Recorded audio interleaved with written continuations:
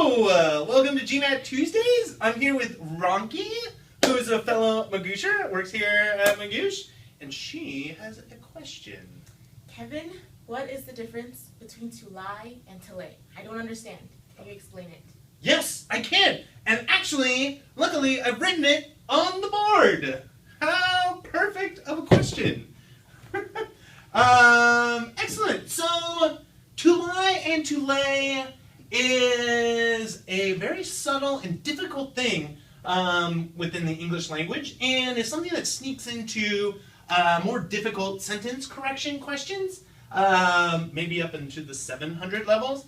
So you're going to need to be able to distinguish these on the test. So we'll start with the basics. To lie is intransitive. What that means is it doesn't need a direct object. To lay is transitive and does need a direct object. And that should make sense when we look at the definitions of these words. So to lie means to recline, and by association means to be located. And then to lay means to put or place. So to put or place. And so you can see, like, if you're going to lay something down, you have to have something to lay down. That's why it's transitive. Whereas to lie, you don't need something. You're not doing something to an object, so you're just doing it, and that's why it's intransitive. So, good example is every night I lie down to sleep. And to lay, when you are done, that says down. This should say done. Excuse me. Who's checking these before I start? When you are done, lay down your pencils. Sorry.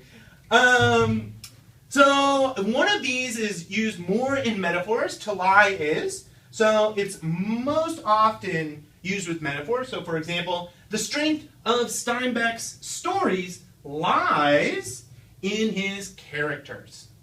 And that's where you get the sense of kind of to be located. And then to lay can be used with metaphors, but most often it's not. Just sometimes. For example, you could say lay your burdens down. And there you're talking metaphorically about laying your burdens down. But you can see here that you're still using a direct object in the metaphor, just like if you were using, like, literally putting something down. So if you are going to use it metaphorically, make sure it has a direct object. Now, so far, seems okay. This is where it gets kind of crazy. And one of the crazy things about English is in the past tense of both of these, things get a little crazy. So, the past tense of to lie is lay. Isn't that crazy? Because that's what that word is, and that's why it gets so confusing.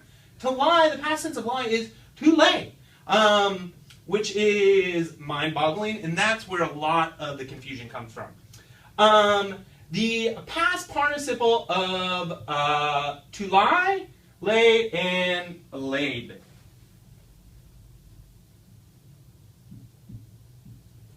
All right, so you can see here, today she what am I doing? She lies down, excuse me.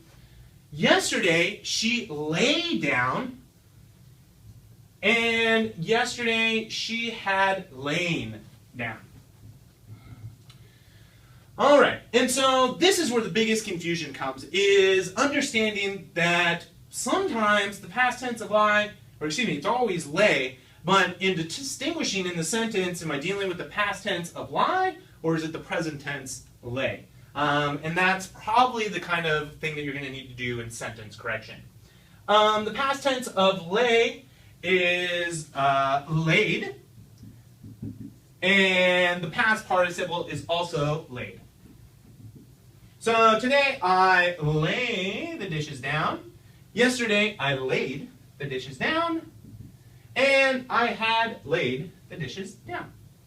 So, Ronki, as you can see, this is a common problem, something that can be very confusing, but hopefully now it makes a little more sense. Thank you for watching. I hope you found it useful. And if you have any questions or need any help, please feel to reach out to us. We are very happy to answer any questions you have. My name is Kevin. I'll be here every Tuesday. Be excellent to the universe, and I'll see you soon.